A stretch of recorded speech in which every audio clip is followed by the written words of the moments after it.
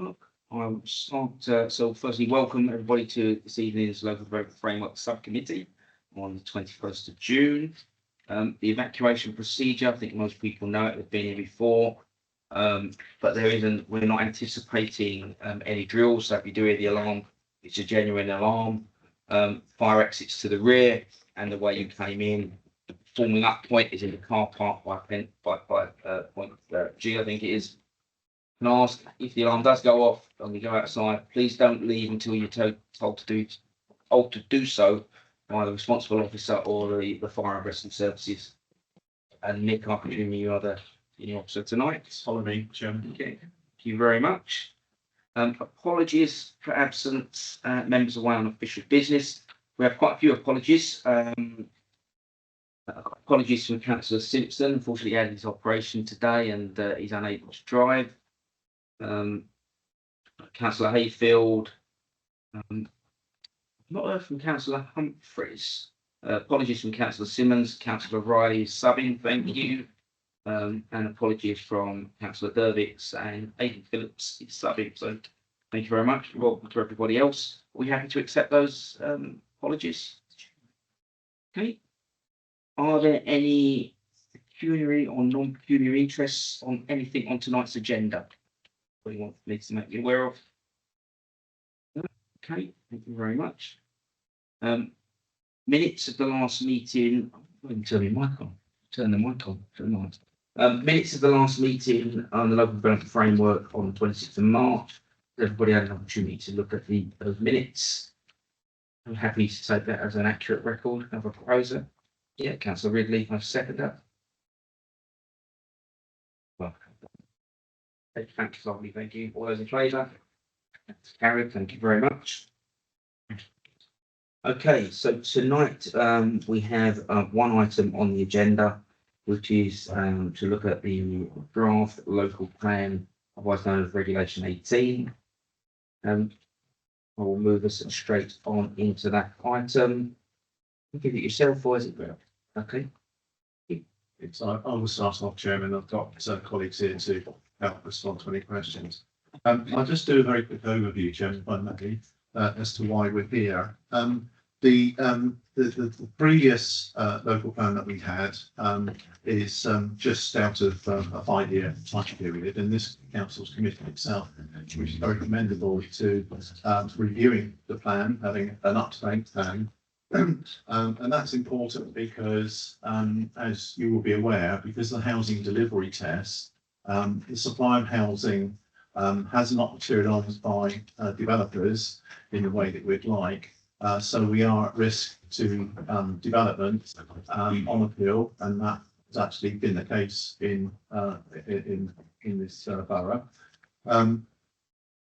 Also, we needed to review the green belt due to changes in government policy.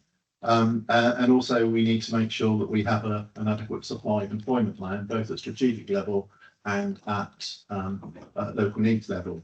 And another dimension to this is catering for the travelling community. So we need to make sure that we've got an up-to-date assessment of needs and cater for allocation in the same way that we do for residential developments. So they are key planks for scrutinising the plan and amending the plan. And you'll see tonight that they're essentially referenced quite strongly in the report. The way that the plan is presented to you tonight, this follows a series of workshops with members, and many members around the room attended those, and thank you for that, and it's been very helpful. This was on key issues. So you've got in front of you a consultation plan in front of you, which we are asking you to go out to public consultation for the usual period of 6 weeks. In the plan, you will see that we've made some changes. Essentially, we've lifted the previous plan and we've updated and amended some of the policies, strengthened them where we're able to, and recognising changes in the National Planning Policy Framework and government policy generally, to bring the plan right up to date. As members will know, we've got a deadline, as have all councils that wish to put in a new local plan. If they want to do it under what they call the legacy system, so the existing system, has to be submitted by December this year, and there's no extension to that. It's an absolute cut-off date. In terms of a plan that then goes to the inspector, we have to undertake a formal consultation under Regulation 19. So this essentially precedes that. And on the basis of the workshops with members, members were very clear that you want to be very transparent as a result of the call for sites that we've had, what sites could come forward for development in terms of residential and for employment and for gypsies and travellers. And in the case of gypsies and travellers, you'll see there are no sites that we know of that we can look to allocate at the present time. So we're seeking your permission to actually go out and do a call for sites on traveller sites, and also approach our neighbouring authorities, which, although duty cooperate has been abolished, recently been abolished, there's still essentially a requirement to have discussions with neighbouring authorities. That's good practice, and hopefully will be commended by the inspectorate when they eventually examine the plan. We also have a need for increased employment. So we've had to, strategic employment in particular, so we've had to put our thinking caps on, and the sites that have been suggested to us by respective landowners and agents. We've had a discussion on those, and essentially 4 or 5 sites that we can look at. We're also cognizant as well of the fact that funding was taken away. This was funding by government, and it was key funding, £80 million, probably worth a lot more now, was taken away last year, which meant that works to the A5 will actually affect the deliverability, we believe, of some of the sites that have previously been allocated. So there are questions around deliverability. So what we've had to do in terms of the timescale, on the basis that we know, again, through what the government have told us in using the standard method in terms of determining our housing needs, we know that we need to provide housing over the planned period, next 20 years, of just over 7,200 homes. And that works out at 364 a year, which is, my reckoning, a house a day, except for one day. Quite an easy statistic to remember, but you know, that is actually quite a large figure for a small authority of this size. And on the basis of the question over the deliverability of those sites that rely on the improvements to the A5, we've had to look at other sites. So in the plan, you'll see reference to contingent sites. They're not reserve sites, that, which is an expression we've used in previous plans. We've done it on the basis that if these sites previously allocated in the local plan are undeliverable and can't come forward, I'll come to that in a minute, then we would need to look at these contingent sites to meet the need. And you know, that's the reason we put that in. The same applies to an extent the employment sites. In terms of the employment sites, we have 2 outstanding appeals, quite significant, on the western side of the borough, both in the green belt, one on the Thrive site and one on the Richborough site.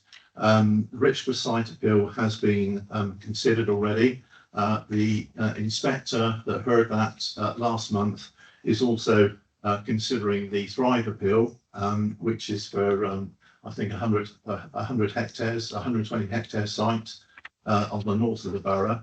Same inspector, which in many respects is a good thing. And the appeal hearing, or the public inquiry, is due to take place the first week and second week in July. However, we have been notified that the Secretary of State was called in, reserved the right to make the final decision. So how that may affect the timetable, we don't know. We do hope that there will be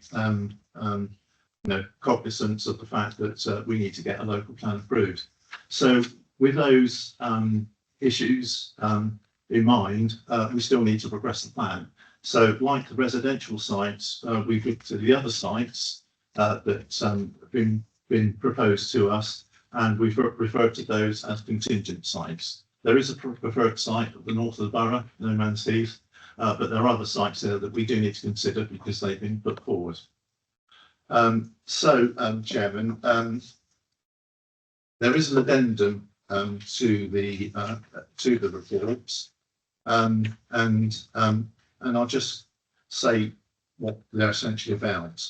The first addendum, which is an addendum, replacement of table 8, that just updates the figures. The first plan that you had had the old figures, and this is an update, as you will see, through track changes and in red. So that brings you up to date in terms of the numbers. The other change is in respect of policy LP3. Just for clarity, I think there is a perception that if a site is considered as greyed out, then that's immediately available for development. That is not the case. Some members here would have heard from the consultants LUC that we've used that greyed out is still greyed out. And we've had that confirmed by our KC, who will be representing us at the examination in public, that it's still very much greyed out. It is a concept by which, under the NPPF, we have to look at sites and look at that against the purposes of a green belt, against 5 purposes, and how that fits in. And if a site does come out as greyed out, as the expression is now referred to quite commonly, it doesn't mean to say that that's immediately available for development. That is not the case. So what we've done, we've amended the back part of the policy, and we've made it quite clear that any development needs to be sustainable, so in sustainable locations. So that is a very high bar to achieve, and even then, if it is potentially achievable, it's still got to meet other criteria. So those criteria we'd seen before in your previous iteration is there. And that's the only changes, I think. Oh yes, beg your pardon, thank you. And also in the report at the end, at the beginning, in terms of next stages, in paragraph or section 8, we have set out the timetable just so that members are perfectly aware of the tightness of what we're trying to achieve in terms of deliverability. The bit missing from that is the confirmation of the date for the executive board and full council, and that's now been confirmed for the 29th of September. So the executive board will consider this, the Reg 19, and on the rising of the executive board, that will be followed by full council. And that does actually give us a bit of time rather than separating them out weeks apart. I just want to touch on the completeness of the plan. To many people, it might seem very strange that we're consulting on a plan without complete evidence base. That's quite normal for Regulation 18 consultation, and in some cases, some authorities will only do a Regulation 18 consultation on certain topics, like residential, for example. The report highlights those pieces of evidence that we have already, and those pieces of evidence that are still work in progress.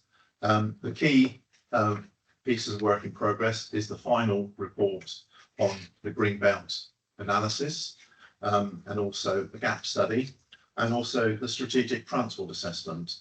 I would say the strategic transport assessment is critical, because at the moment we put these contingent sites in, so we still need to test the contingent sites against the transport model to see if they will work, highways model, as well as those sites that are in the existing plan where the funding has been taken away for improvements on the A5, and we still need to check whether they are deliverable. So that is the reason why there is not a complete set of documents. And again, we've been very transparent on that. And as I said, it is in order that we do go out to consultation in terms of the evidence that we have already. They are the key points, key pieces of evidence, in my view, my colleagues' view. And so we asked members to approve the recommendations as set out in paragraph 1 and 3, alongside the addendum that I just referred to.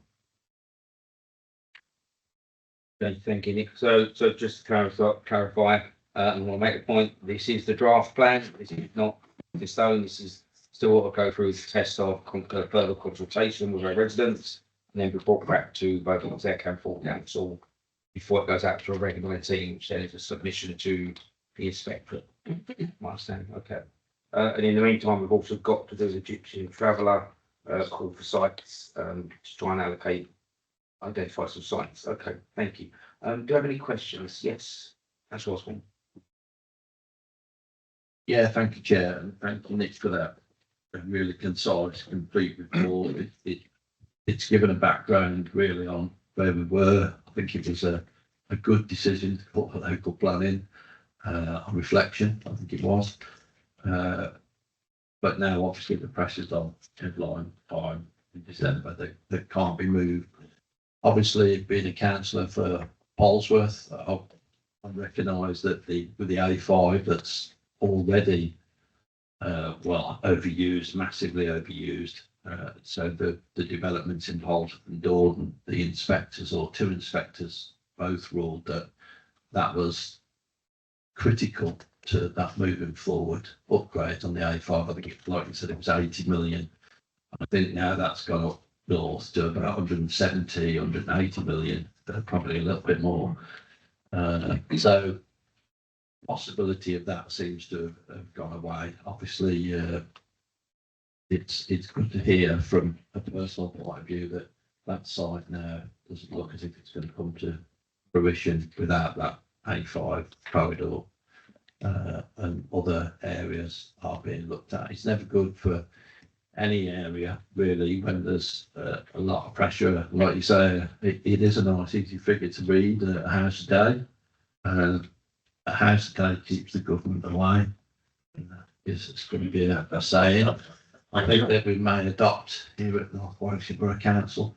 But I suppose my question really, after doing all that little bit of a speech on behalf of my residents, is what is your confidence levels of the deliverability of the elements that you have adjusted in the local plan? I have had a chance to look at it today.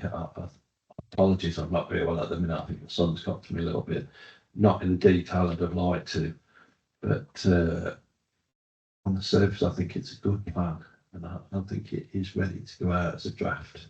But what is your confidence in the deliverability over that period? Yes. In terms of deliverability, it really comes down to the developers. I can't say more than that. I mean, government berates local authorities for delivery levels, but it's in the hands of the developers. And the reason we put the contingent sites in is because the deliverability of those sites that rely on the upgrade are questionable. I'm sure the developers will feel they are deliverable, but that's then for them to demonstrate through this process. And the inevitable task that we've had to do is agree that we're going to put in a plan the figure that the government expects us to do through the standard method. So we've done what's been asked in that respect. So hence referring to them as contingent sites. In the ideal world, the funding would have been there and it would all be done and we need to have a programme delivery. So it's not really answering the question, I'm afraid, Councillor. But it's justified the reason why we looked at. I mean, I suppose what I'm saying is it is doubtful, but Yeah, thank you. Just come back on that if I can, Chair. Yeah, I think you've answered that as well as I could have expected you to, really. Given that you will be relying on the developers and lots of unknown things that are still to go through at the minute, but the basic structure of the plan that's put in place looks to be deliverable. sorry, in terms of the plan overall, Yeah. yes, because we wouldn't be bringing it here, because that's we're all at the first hurdle. The first hurdle in terms of deliverability, because that's one of the tests that the inspector will check before we even get to examination, and then they'll reaffirm it at the examination. And my colleagues and I will be aware of a number of examinations that started that it's fallen on the first day for that very reason. Okay, thank you. That's how we feel. Thank you, Chair. When did we lose the A5 funding, please?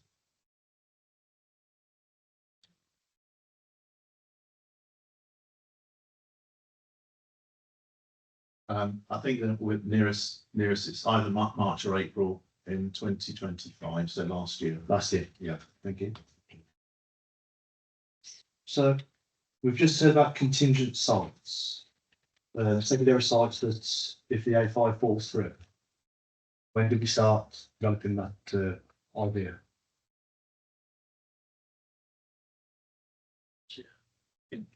Yeah, that would have been through the LDF process, through following meetings we had here.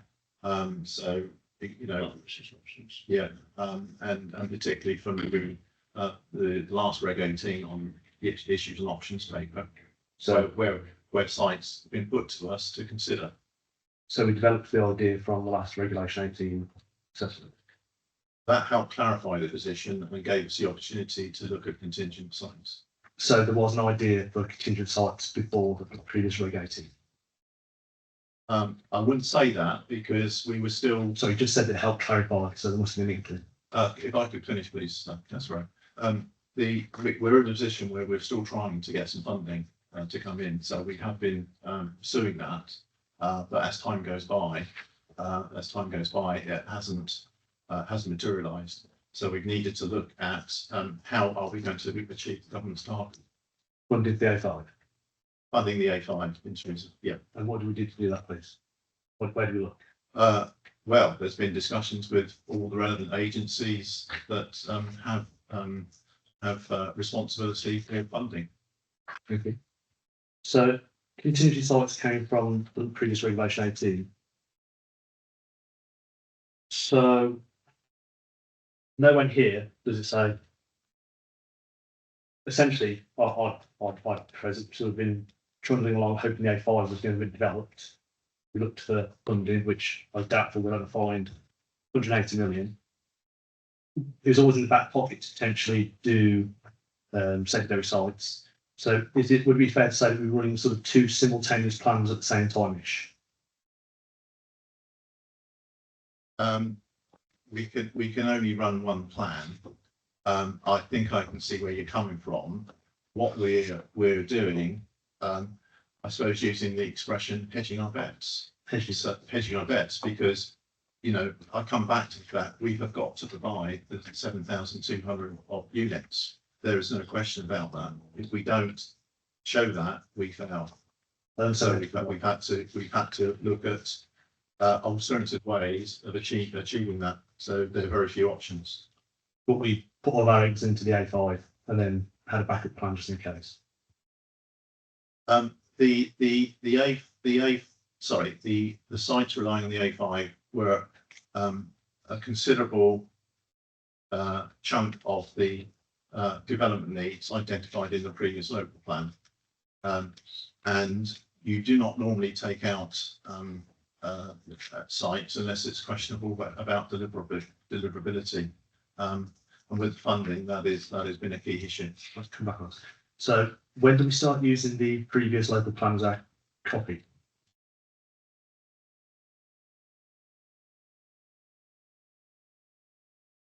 Sorry, through you, Chair. I don't know, sure I understand the question. When did we decide that we're going to use the previous local plan as sort of like the basis? Oh, I think that was done through the previous LBF meetings. Yes. So that was after we lost the A5 funding.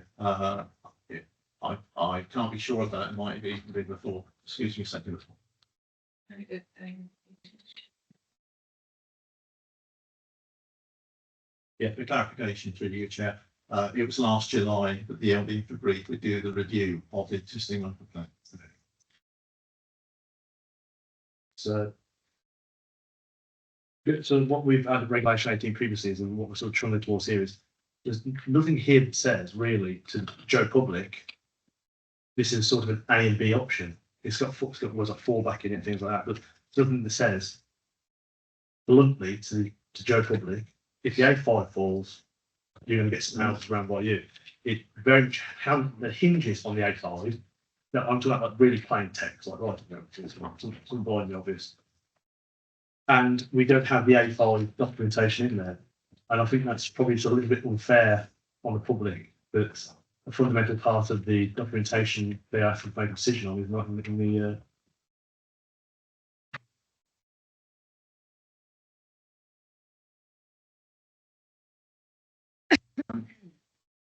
If I could, through you, Chair, please draw members' attention to page 174 on contingent housing sites. So there's a section on there that does explain the rationale. The fact that the funding was forward is a fact, and in the absence of any other funding, then, as I said before, we need to consider other sites, and hence the approach taken as set out on page 174.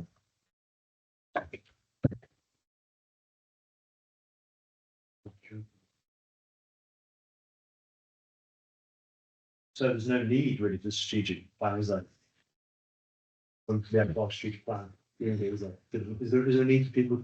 Is there a need for the A5 strategic plan to actually develop that plan? Do we need that to develop proper principal plan?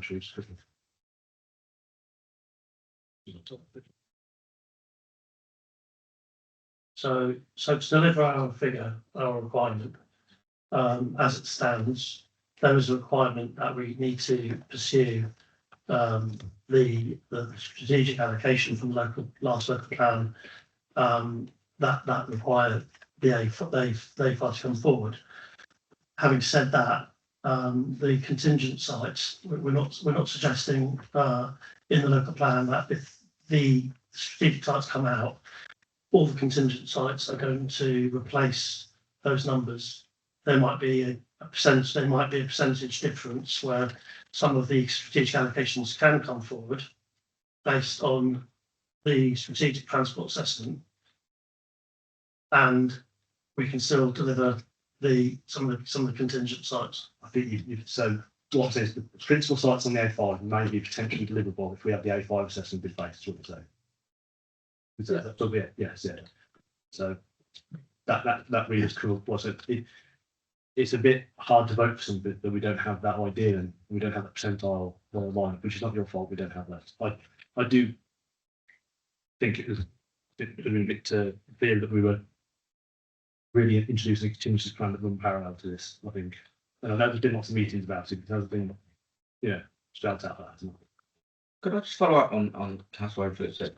My understanding though is that actually, even if the A5 isn't improved, some of the previously allocated sites may be deliverable. It's not an either or. If we don't get any funding, none of H4 is doable. Is there a view that some of H4 and H4 is obviously others than H4, but is there a view that actually some of the other sites are still deliverable, even if the A5 doesn't come forward? That's entirely the case, Jeff. Because the plan is only just out of 5 years, so you would have that expectation, I suppose. The hard fact is with the funding being removed, then that put a question mark over a considerable amount of that. It doesn't mean to say some of the others won't come forward here. So it's not an either or. It's not saying if we don't get the A5 funding, none of the A5 developments are deliverable. I think so. Sorry, Joseph, I do understand that, but it's a maybe, isn't it? It's very maybe, and I don't want to give you I'm not just talking about the local plan here, I'm talking about regulation 18 and what we're asking the public to look at. And we're not, this is a statutory consultation, and we're asking the public to give feedback. We're asking local councils and parish councils to give up time over summer holidays, potentially fill out tons of forms, and to be not to be too flippant, they shouldn't be having to try and pick through this to work out an A or B plan. They shouldn't have to try and comment on a plan that's in their hand and a maybe plan that's being drafted and a plan that's being worked on. And the fact that may have been a bit defensive is about a push for answers. It's not clear. And if it's not clear to me, and I've spent the last 2 weeks reading through this, then I'm still getting a maybe answer. And I'm not expert, and I'm an amateur now, I'm an amateur expert. How is average Joe can understand it? And it's okay just saying we have to do it, but we are obligated to do it right. That's part of the golden principles. And if we go and do this incorrectly, we'll be pulled apart at the review. It just looks like, I'm not saying it is, I'm saying, will it look like a box ticking exercise? That's my point. I wish it was a box ticking exercise, Chair. I don't denigrate your work. No, thank you. It's No, what it doesn't look like. you know, to be quite frank, we're in this position, we're in a very difficult position. You know, we have to look at the options. There's no choice. I do understand your concerns about the wider public, but we tried to put this in as plain text as possible. There are public consultation exercises, so we are doing drop-in sessions. So that will give the public to come along and talk to officers for explanation. We are going out to the parish and town councils as well. We are doing a briefing with them and having 3 separate sessions as well. You know, we're trying to do our best. Yeah, and the key thing is that on the strategic transport assessment, we are working very closely with the county highways and also their consultants. Because on page 89 of the plan, there is a clear section in there in terms of highway infrastructure. So all of the development, and I mean all of it, indicates on improvements to the highway infrastructure. So whether we're talking A5 or other sites, even the contingent sites, they still have to pass the bar of making sure that they meet the test in terms of safe access and relevant or appropriate transport facilities in those locations. So, you know, we feel that is as robust as we can be at this point in time, hence going out for consultation. This is not the final plan. The plan will be refined based on the consultation, but we feel it's important to get those views from the public. Thank you. Councillor Hayden Phillips. Thank you, Chair. Sorry, Kate has just filled my mouth with a sweet, so. I'll wait for you to do that. I'd just like to, what concerns me is that why is North Warwickshire so wedded to the, well, why is our plan so money bound because of the A5 not getting upgraded, whereas it seems to be that Hinckley and Nuneaton can build willy-nilly on the A5, yet we seem to have special privilege to put on the A5. I mean, all you're talking about is putting a roundabout. I mean, not the days when we talked about having an upgrade of the A5 and a bypass put in, yeah, many years ago. They talked about that, but I mean, that land's gone. The back of Grendon and the back down there towards the 69. So, you know, whatever we're going to dump on the A5 is going to be dumped on the A5 now. So whatever side of the A5 you build, and it's going to be dumped on the A5. Yeah. And it doesn't seem to make any difference up at Hinckley and Nuneaton. I mean, they're building like Billy over there. Sorry. Through you, Chair. Yes, I can't speak for those other authorities. No, they can't speak for them, but I just wonder why I totally understand that, and many authorities are faced with this dilemma as well in terms of infrastructure. It might not be highways, it might be other infrastructure as well. What I do know, and I'm sure members around the table will confirm otherwise in this case, and my colleague officers, that at the last public inquiry in the last local plan, the inspector made it quite clear that these sites rely on funding, and they won't be deliverable if the funding was not there. And I think that's an important point. So, in the mind of the inspector, bear in mind the inspector will look back at for the new plan. The inspector will look back and we will be reminded of previous decisions and the rationale. That's something that they won't be able to ignore. Now, if the STA says otherwise, in terms of it's all okay, there might be some measures that can, allow that to ban or some of it. Then that's a different matter, but we're not in that position yet. So if an inspector was given a ruling, then that's sacrosanct. So it can't be gone against. I wouldn't say it's sacrosanct, but it will be. No, I mean, it will be material in their thinking, and the rationale. And I think it will be, a brave inspector, unless the evidence says otherwise. And bear in mind, all these things are going to be tested through up-to-date evidence. It'd be very difficult, I think, for an inspector to depart from the wisdom and the view and the decision of a previous inspector. Fair enough. Thank you. Thank you. Councillor Riley. Thank you, Chair. My question has been answered. It was going to be about the definition of contingency sites. Great, so you happy you got the answer, yeah? Okay, Councillor Humphries. I think we're flogging a dead horse for the A5. As we know, you've got the green belt, they create the grey belt. They want to modify it, they modify it. The government took the money away for whatever reason. The inspector in 2021 said that we had to have, if we don't get the A5, our plan won't stand. They're now saying we've got to build 7,000 houses by whenever. We've got to have to do that. What I was going to ask Nick is, you said you answered it to a certain extent. I'll just take St Helena. By the roundabout, Taylor Whitby built 143 houses on an allocated site for 690, and more came afterwards. If the builder doesn't want to build it, doesn't matter what the government says, it won't happen, will it? What is the fallback then? If all of a sudden, and I've always said, I feel that when you start looking around with the peripheral authorities around us, they've always been, builders seem to be more happy to build in Lichfield and Tamworth, also down in Nuneaton and Hinckley, and we are a poor relation. And I always ask, what's the question? Why are we the poor relation? We've not got an answer. But if they don't come and they don't build, what do we say to the government about our 7,000 houses? Well, that's the reason. Through you, Chair. That's the reason why we're on corporate sites. So and the test, the first test, one of the key tests is a plan deliverable. So at the examination, the inspector will quiz us and will quiz developers on that. On that particular point, and you're very right. Developer won't build, then what can we do about it? And that's why we've been penalised.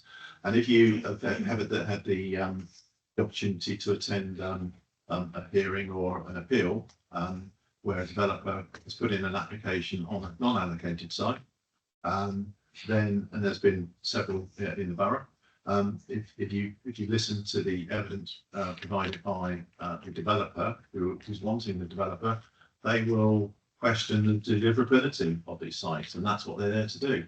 And they're very quite forensic on it, and the evidence they produce sometimes be very compelling, which then turns the inspector to say, well, on that basis, then if they're not deliverable within the 5-year period that is required, then I must look at this in a positive way, taking into account all other factors, whether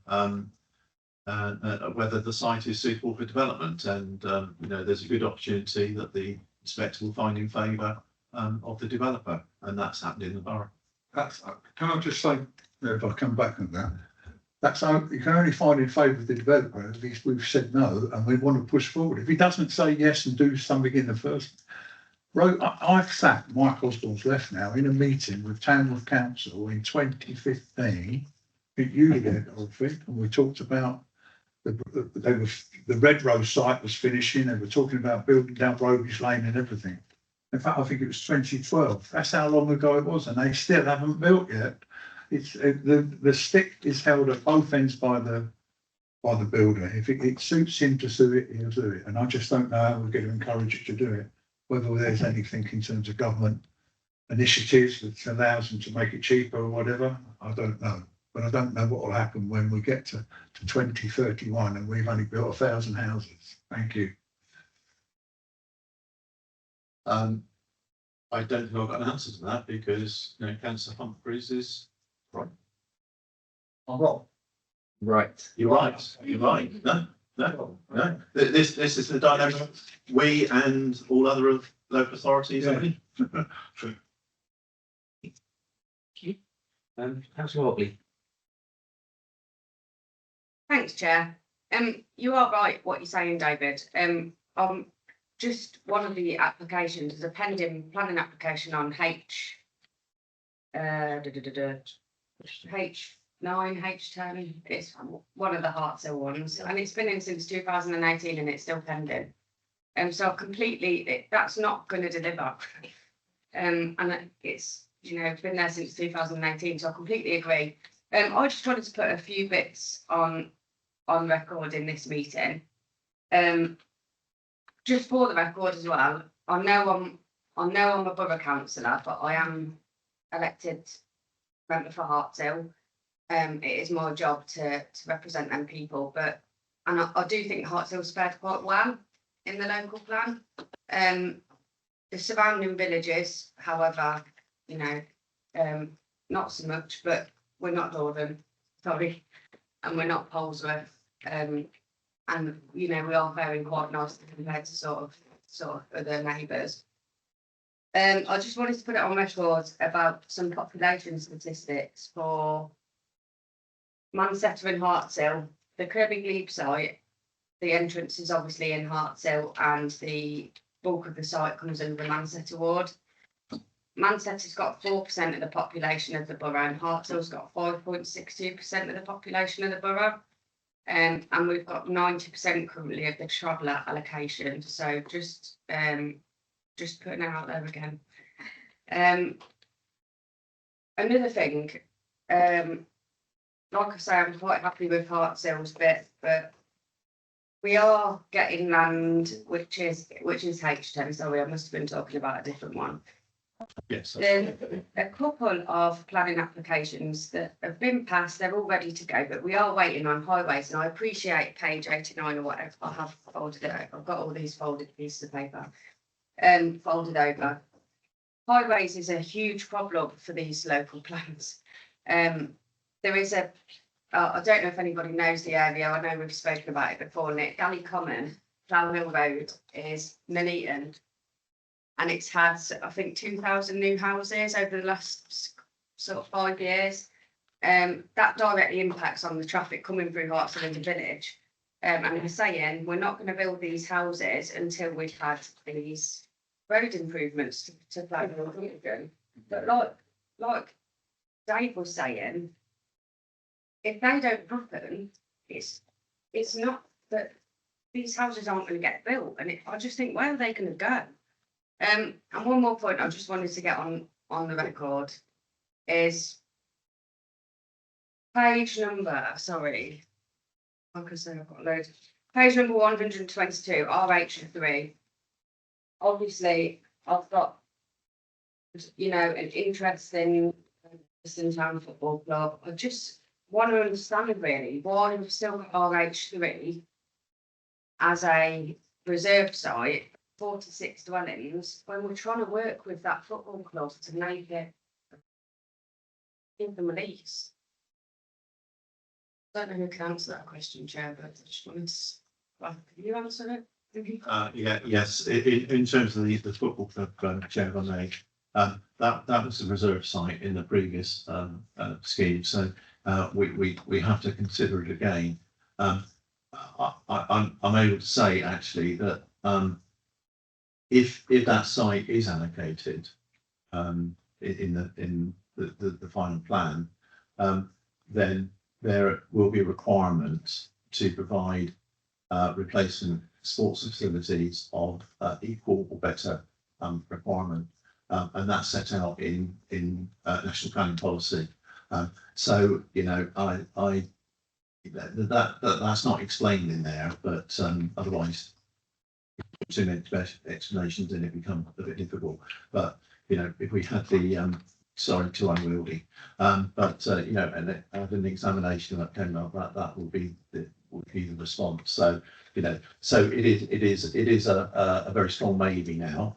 You know, it's gone up the pecking order, so to speak, from a reserve site to one that could be allocated now. Members approved the Reg 19, but it comes with consequences in terms of having to replace the facility. So. Just thanks, Nick, and thank you for your patience all the way through, and you, Chair, as well. You've held all these meetings. I know it's a lot of information, and everyone's got their own pinch points, frustrations. It's really, you know, Owen's become obsessed. He's you know, really got. It's become my hobby. It has become a hobby. So just to say thank you for the work that you've all put in, because it's incredibly difficult. You've got each individual councillor putting their own frustrations on you about I don't want this on my patch. Nobody wants loads of new houses on their doorstep, but we've got to do what we've got to do for the government requirements. I just feel sorry still for Dordon and Polesworth, and that's sorry. When you read it, it's shocking. So, but well done for your hard work on it, all of it, because it's, you know, it's a big task. Thank you. Thanks, Chair. Thank you. And Councillor Ridley. Thank you, Chair. I'll keep it short and sweet, shall I? I was going to say, send it all to Dawn, we'll love it. Yeah. Well, I think Councillor Hayden Phillips said about, you know, why has the A5 had a lot of building along their stretch and we haven't, and why can't we do it? I think it's because they put all new roads in. We've got Long Street, which was built for horses and carts, and the Drovers Lanes and the B5000 and whatnot. That's the only thing I can think of is why it went to that. A new road because there's would new alleviate that, infrastructure. A new road would alleviate it, yes. Who's going to pay for it? This is the $1 million question, isn't it? Where is the funding going to come from? How is the funding going to come through? I note on here that there is a plan about seeking contributions from every developer that feeds onto the A5, which is probably a good idea in one way. But as we all know, the A5 started off at 80 million. It's absolutely gone meteoric, really, in the cost that it is. And my worry would be, we start building, there are contributions. The costs are going to escalate so much that those improvements never come. But we have the houses, we have the congestion, we don't have the infrastructure, because that money is basically directed towards something that people that live in the borough should have, which is a good road network. You know, at the loss of good services, good infrastructure, good placemaking, if all the money's going to, or lots of the money is going to be fed towards road infrastructure, I'm concerned. I'm concerned, and just like Mr. Bristow was when he examined this in way back when, 2019, whatever it was, he put in various MMs to try and make the plan palatable and deliverable. And he said, did he not, that he doubted whether that trajectory of delivery, i.e. we're supposed to be building 700 houses now a year, was achievable. And ultimately, because of the infrastructure, because of the road network, because of the A5, it has proved that it can't be. And Dordon Polesworth, yes, Councillor Hobley, we were always, we were allocated, once that plan was passed, we were allocated. And we sucked it up. And on Dordon Parish Council, lots of people spent lots of time putting effort into a neighbourhood plan to try and make development that was coming the best possible, and to integrate it into the villages of Dordon and obviously Polesworth. But this just feels like it's becoming worse of a nightmare, because this is an uncertain future. Where's the money coming from? How's it going to be delivered? And I just worry that because our housing land supply has gone down so low because of the failure to bring these A5 developments to fruition, that if we're not careful, we're going to get more of the same, and there is going to be more risk to Greenbelt, Greybelt, other villages. So you cannot protect what you've got going forward if it's not viable. And it's no good being blinkered. We have to look at this with open eyes. Thank you. Yeah, I mean, the LP 47 does talk about contribution from developers around those large projects, but there is a limit as to what can expect developers to put a hand in their pocket and remain commercially viable to develop the sites. Councillor Phillips, do you want to comment? Yeah, sure. I was actually in terms of funding, but like, so on the funding, it asks for developers to contribute funding. That's been the plan from the beginning, but there's cost has gone up. We've never had, the cost has gone up to 180 million. It's not viable, is it? It's not been viable from the start. We've just literally just highlighted it. This plan to fund the A5 has not been viable from the very beginning of its conception, has it? Since we lost the A5 funding. It can never be. Yes.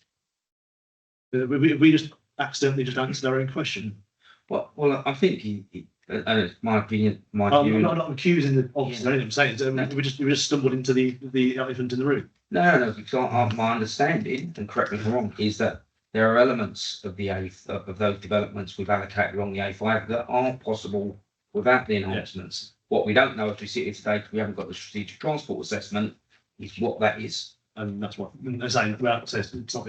That's my fundamental argument. Is it feels like we are putting the cart for the horse as Reg 18. It feels very misleading to the public. It's a bit. We are arguing over the A5 because we don't have the answers. Yeah. I mean, we are not in a good spot, and I don't see how we can go to Regulation 18. Honestly, I mean, not the same as honestly. How can we as a council? So the officers might be able to answer it, but I'm asking. I'm not trying to be flippant. How can we honestly go forward with Regulation 18? I think it does say in there, it says in there that a lot of this is dependent on the A5. So I think if you read through the plan, it talks about that. I think the timeline is incredibly tight, as Nick has already alluded to.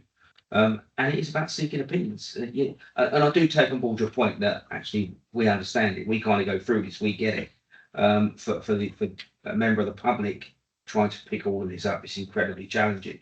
But that's my view. That's my understanding. Parts of the previously allocated sites are deliverable even without the funding or the answers on the A5. Maybe not as much as we originally thought. Maybe not as much as the number that's in the plan, and we don't know that yet until we get the strategic transport assessment. Is there a view on when we're going to see that from county, because they're already late? Yes, Chair. We're expecting the bulk of the response back early July. We are in dialogue with them, so they believe they meet that timetable. So hopefully we'll have some better answers soon, whether we like them or not. Okay, thank you.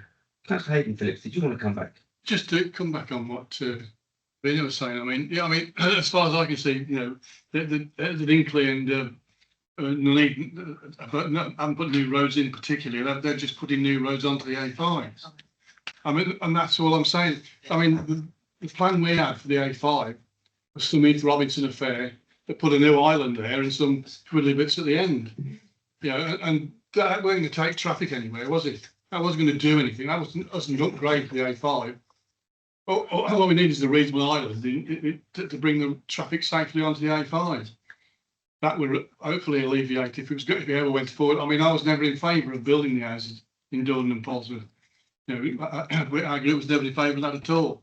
But if it's going to go through, at least we're going to alleviate the Long Street. And we're in danger of then, with the rat runs everywhere, down in Polesworth, down in Woodend, down in Early. You know, the rat runs now we're all victims of the A5 rather than the A5 alleviating anything. And all we're doing is dumping traffic at houses anywhere. It's going to go up the A5. That's where they're going to go, wherever we put them. So, you know, I mean, if anybody's going to pay for it, if the people want to build houses there, then they should build a roundabout there, as far as I'm concerned. But I mean, as for an upgrade to the A5, I just don't see how you're going to put an upgrade in, because there's only that stretch of road to do. And that's going to take traffic nowhere. Sorry, Chair, it's a bit of a rant. Yes, thank you. Do I have any other comments or questions?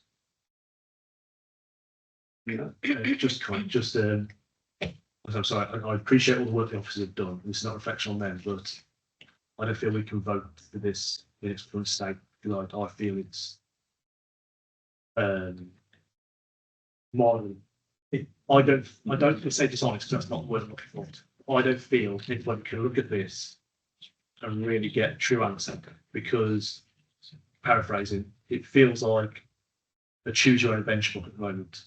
Now, I understand that this is just consultation, but let me spell it out. We are so close to Regulation 19. So we're going to do this. We're going to have a couple of weeks to collate everything, can make any little tweaks, and we'll do Regulation 19 straight into that one. I don't think we're giving the public an opportunity to really look at what the outcome is. We haven't got an outcome. This is a dice throw, and I don't think that's fair. That's not. I don't think the reflection on any work the officers have done. They're clearly bound by time pressures and by reports. That's not their fault. It's nothing the officers have done. It's not to smirch their work. I've got record for that. But this, to me, feels currently not choose your own adventure. I'm afraid. Sorry. Well, I can assure you it's not that. No, but It's been an awful lot of work that's gone into yeah, that. and that's not to say it's not that. But what we will do, obviously, we have a recommendation in front of us. So I'll come to alternative recommendations. The current recommendation is that this draft plan goes out to Reg 18 for a period of 6 weeks. But we also, Gypsy and Traveller Accommodation Assessment be noted, which is in the plan, and that we do a call for sites for the Gypsy and Travellers sites again for a period of 6 weeks. And that we delegate, the authority delegates to the Director of Place in consultation with the Chair of the ODF to make minor factual, editorial, legal and presentational amendments prior to publication. That any representations received during the consultation period be reported back to this committee as soon as possible after the close of consultation, and that the proposed programme for subsequent plan preparation, evidence gathering and progression towards Regulation 19 publication be noted. Quite a lot in there. So that's the recommendation that's in front of us. Yeah, it's a question. I'm sorry about that. I meant to ask it earlier. Must be the heat. The minor factual, editorial, legal and presentational amendments. Example of what it would be. Typos, and sometimes the wording could be changed a bit differently to make it more, to be explain it better. So non-material changes, those sorts of things. You know, occasionally, no matter how hard you try, you might find the odd comment on base which might give the syntax context wrong. Those sorts of things. Nothing significant in terms of The only thing that worries me is legal, because and or maybe what that's little things can change the meaning of something dramatically. Chair, if I may, can I just make sure that you've factored into F the agreement in terms of the if it goes through the additional dates for the exec board and the council on the 29th of September. Yes. Yeah, which was explained earlier. Those dates. Okay, so that's the fair point. That's the recommendation in front of us. Do I have a proposer? Proposer Councillor Humphries. Do I have a seconder? Councillor Riley. Do I have any alternative proposals or recommendations? Okay, so we have one recommendation on the table. All those in favour? All those against? So 6 of me as casting vote. We have a 3-3 and in favour. If it falls at assessment, it will fall the year. It's on your- it's on your Broad bottom. shoulders. So that recommendation is carried. Thank you all for your time. A lot of work, and I do really appreciate that. I would like to just echo a lot of the words that were said by others. There's an awful lot of work that's gone into this. I also want to thank members as well. There's a big drain on members' time. There's a lot of reading. So thank you all. And meeting to an end. I think rather than go and get here